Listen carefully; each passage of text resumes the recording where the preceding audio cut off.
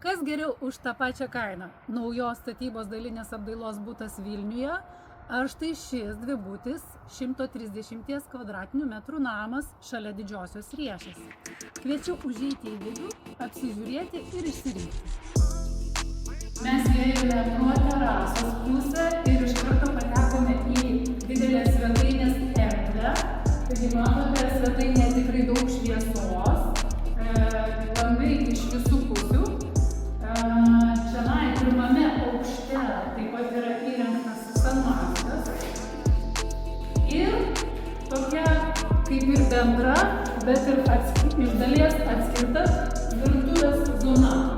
Labai patogi, didelė, su langu.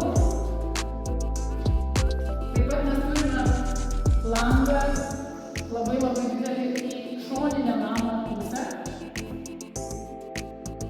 kas irgi prideda daugiau šviesos ir jaukumo pačiame name. Štai čia yra darbas. Ir garažas.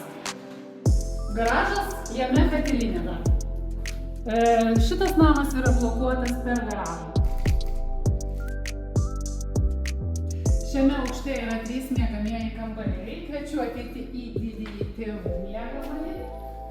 Štai čionai yra tėvų miegamasis, o čia yra atskira drabužinė.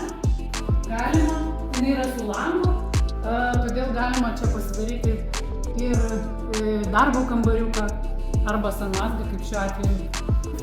Tada yra sanmazgas didelis, kuriame telpa ir dušas, ir vonia.